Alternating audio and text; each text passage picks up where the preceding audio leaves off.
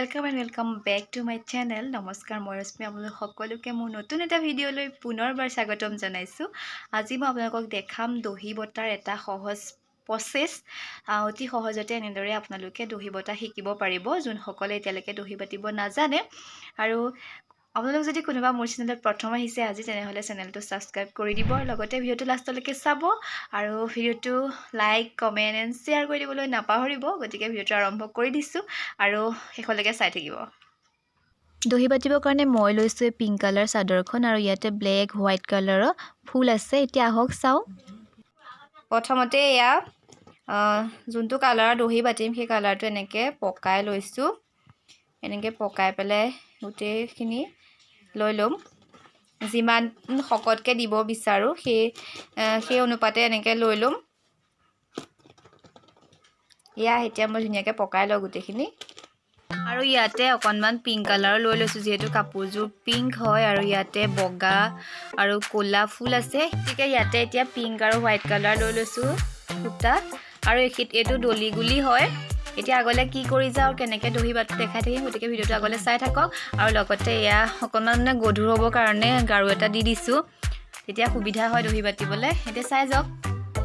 এতিয়া এটা বেজিত বগা কালাৰৰ সূতা লগাই ললো আৰু এয়া আগটোত মই ফাৰ্ষ্টতে বেজিটো পাৰ কৰি লৈ এতিয়া ইয়াতে তিনটামান গাঁঠি দি দিম যাতে হুলকি নাযায়। হেতু কাৰণে তিনটামান গাঁঠি দি দিছো। এয়া তাৰ পাছত যোনখিনি সূতা মই ৰেডি কৰি লৈছিলো সেইখিনি এতিয়া ইয়াতে দি দিছো আৰু এইখিনি মই আকৌ 3-4টা মান গাঁঠি দি লম যাতে মানে টান হৈ থাকে হুলকি অহাৰ চান্সটো নাথাকে। হেতু কাৰণে মই ইয়াতে এতিয়া আৰু 3টামান গাঁঠি দি লৈছো।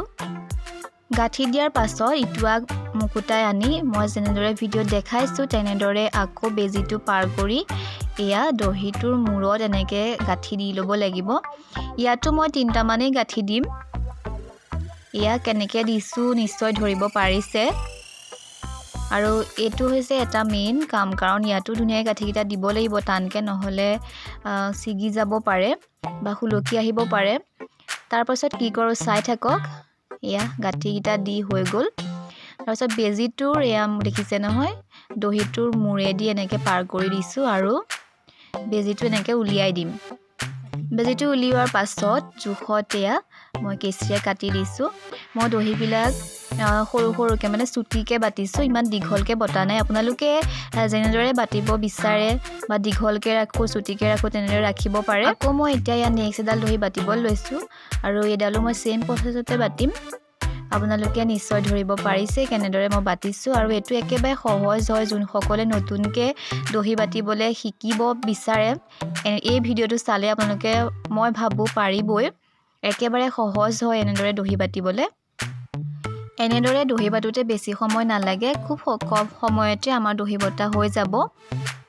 বিভিন্ন ষ্টাইলত আমি দহি বাটিব পাৰো আৰু মই আজি আপোনালোকক এটা সিম্পল পদ্ধতিয়ে দেখাইছো আৰু যদি আপোনালোকে বেলেগ বেলেগ ষ্টাইলৰ দহি চাব বিচাৰে কেনেদৰে দহি বটা হয় বেলেগ বেলেগ ষ্টাইলত তেতিয়াহলে মোক কমেন্ট কৰি জনাব। আজি ভিডিঅ'টো ইমানেই আছে আৰু ভিডিঅ'টো চাই কেনেকুৱা পালে কমেন্ট কৰি জনাব আৰু লগতে যদি ভাল পালে তেনেহলে লাইক শ্বেয়াৰ আৰু লগতে আপুনি যদি মোৰ চেনেলত প্ৰথম আহিছে তেনেহলে চেনেলটো সাবস্ক্ৰাইব কৰি কাষত থকা বেল বটনটো প্ৰেছ কৰি দিবলৈ নাপাহৰিব আৰু লগতে মই ভাবিছো অকমান হলেও শিকিব পাৰিছে যোনসকলে দহি বাটিব নাজানে আৰু এনেদৰে সহজ পদ্ধতিৰে আপোনালোকে দহি বাটিব পাৰিব আৰু বিভিন্ন ষ্টাইলত দহি বাটিবলৈ পাৰি। আৰু আপোনালোকে যদি আৰু বেলেগ বেলেগ ষ্টাইলৰ দহি চাব বিচাৰে তেনেহলে মোক কমেন্ট কৰি জনাব। তেতিয়া মই দিবলৈ চেষ্টা কৰিম আৰু বেলেগ বেলেগ ষ্টাইলত কেনেদৰে দহি বাটিব পাৰি। গতিকে আজি ভিডিঅ'টো ইমানতে সমাপ্ত কৰি দিছো। অন্য এটা ভিডিঅ'ত লগ পোৱাৰ আশাৰে আজিলৈ আহিছো।